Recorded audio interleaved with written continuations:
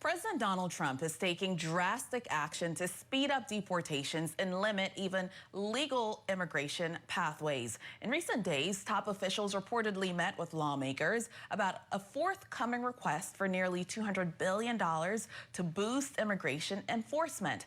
This comes as the president pursues major spending cuts across the federal government. Today, Scripps News White House correspondent Serena Marshall spoke with White House Border Czar Tom Homan about the administration's immigration agenda and what it will cost to achieve the Trump administration's goals. So, Serena, tell us more about your conversation with Holman.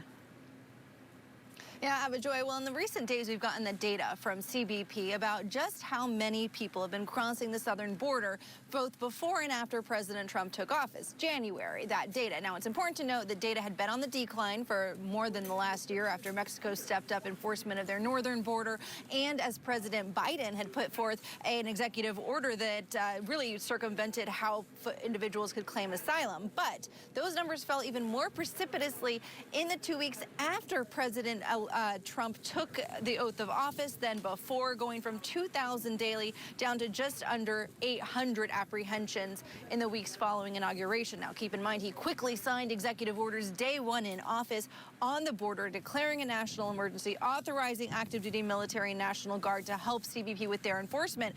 But they are not even close to being done yet. They want more money, the Border Czar told me, to ensure they can move forward with the president's priorities.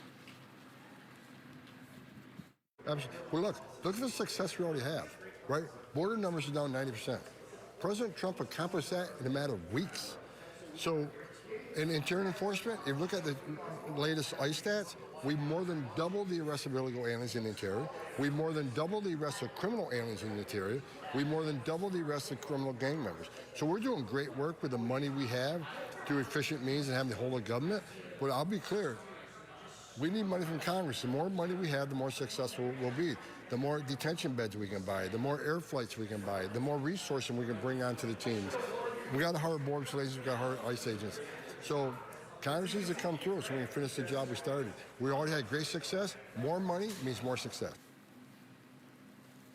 And now that comes as the Senate GOP has moved forward with their funding deal, their plan that would add about $175 billion to the border, including funding for mass deportation, building the wall along the southern border, $150 billion to boost the Pentagon for defense spending, and money for the Coast Guard. And I asked Holman about those funding requests coming at the same time that the administration is transferring migrants to Guantanamo Bay, flying them over to that holding base in Cuba. Now, a New York Times analysis had shown that holding a detainee at Guantanamo Bay estimated to cost around $10 million per detainee per year, a vast increase from the typical holding of a migrant at a facility here in the United States. Now, he contested me on that analysis. He said he hadn't seen it and wanted to. It was unclear, given many of those that were held at Guantanamo originally weren't migrants apprehended for crossing the border illegally, but terrorist suspects, to see whether or not that funding level to maintain Guantanamo remains the same and how that would work going forward.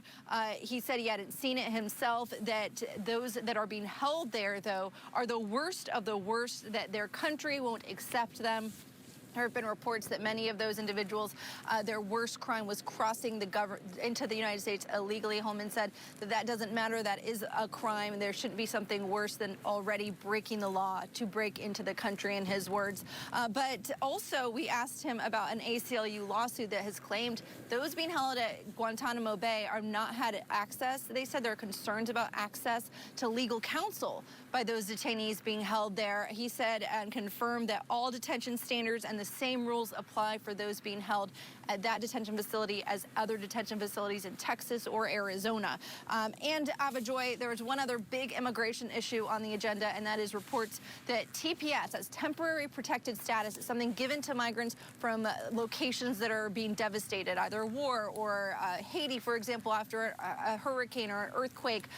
So those migrants have somewhere safe to go for a short period of time, as is the policy. He said when we asked about reports that that was going to be canceled for those from Latin America and Ukraine, he wasn't getting ahead of any announcement, but emphasized TPS is temporary protected status. It's not supposed to be extended, and they hope to get back to that temporary caveat in that title there. Now, I did ask again, what changed on the ground in Ukraine, given that was one on the docket. Again, he didn't want to get ahead of any announcements. I'm a Joy. All right. Thank you, Scripps News White House correspondent Serena Marshall. Thank you for those updates.